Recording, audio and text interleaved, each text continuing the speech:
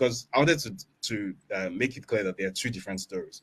The drug story is one, and then the certificates and perjury story is a different one, which came out this week. Now, that story is based on the deposition, the INEC EC9 deposition, the declaration that Bola Tinubu submitted to the Independent National Electoral Commission.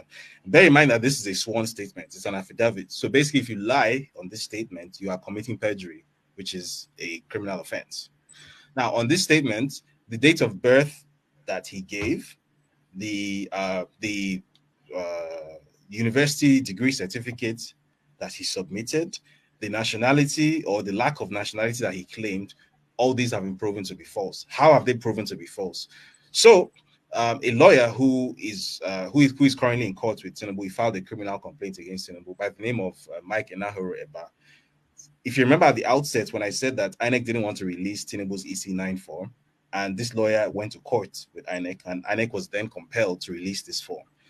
After getting hold of this form and seeing what was written on it, this lawyer then contacted his colleagues in Chicago, a law firm called Leahy, Eisenberg, and Frankel, and briefed them, retained them to basically do an investigation on these records as stated on the form. So this law firm sent out subpoenas to Deloitte LLP, which is a consulting company that Tinubu claims to have worked for, sent out a subpoena to Chicago State University, which Tinubu claims to have graduated from, and to Richard Daley College, also in Chicago, where Tinubu claims to have gone.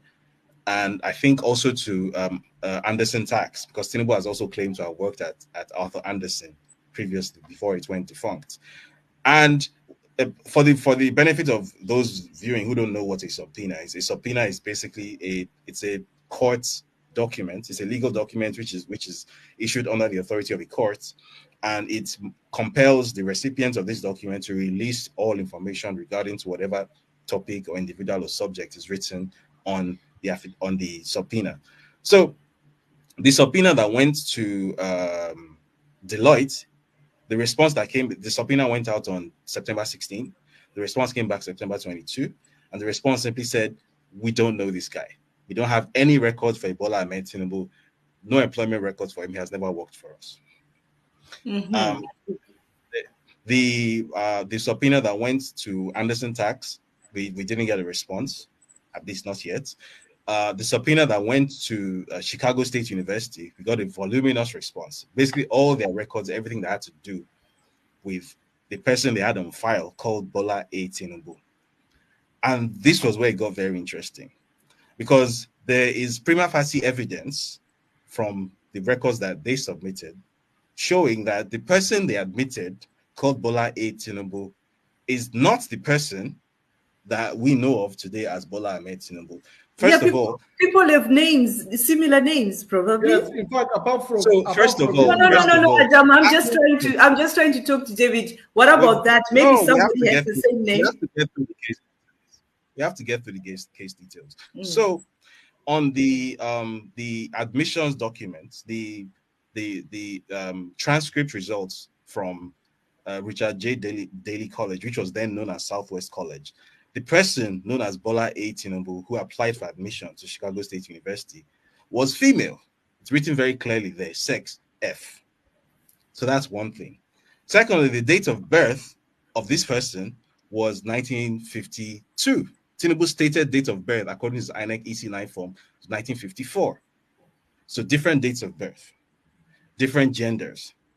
And then possibly the biggest smoking gun of all, the actual degree certificates which Tinubu submitted to INEC versus the degree certificates which Chicago State University sent in response to the subpoena are two completely different documents. So the degree certificate subpoena from Chicago, bear in mind that this is a certificate which is a direct and exact reproduction of the original degree certificate that was issued to Bola A. Tinubu, right? It's an exact reprint of the certificate that was initially issued. So any certificate purporting to be that certificate should look the exact same as that certificate. But what do we see? The certificate, yeah. So the certificate submitted to INEC, first of all, the logo of the university on that certificate is different to that which Chicago State University sent in response to the subpoena. Different logos, The signatures are different. They're by different people. There are different fields on the form. There are different data points on the form. The font on the form, two completely different font systems. The wording of the degree certificates are different. On the supposed degree certificate submitted to INEC, there are two grammatical errors. And then worst so of all, what is INEC saying about this? What is INEC saying about this? Hang on.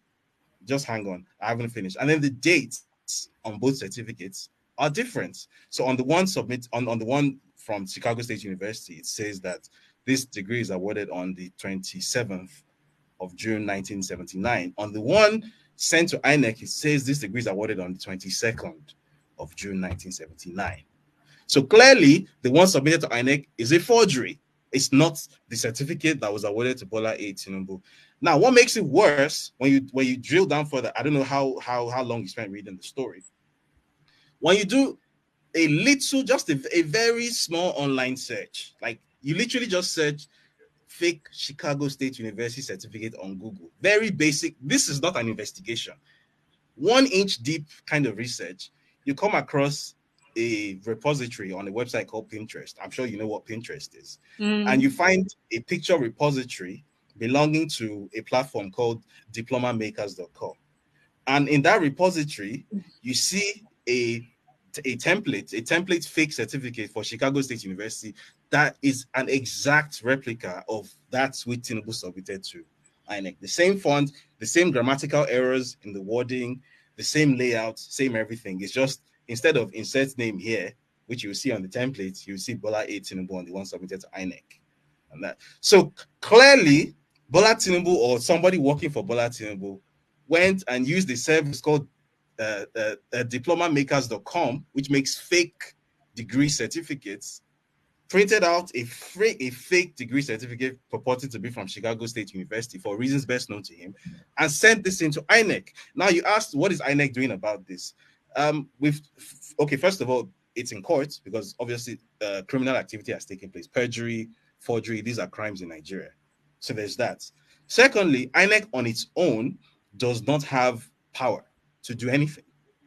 And I'll explain what I mean by that. Now, under the electoral law, the only people who can go to court to try to get Tinubu disqualified as it stands now are fellow contestants. So either a contestant from another party or somebody who contested the APC presidential primaries with him.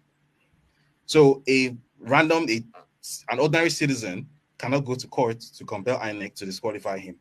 INEC on its own apparently does not have the power to verify certificates or to disqualify candidates. Only the courts.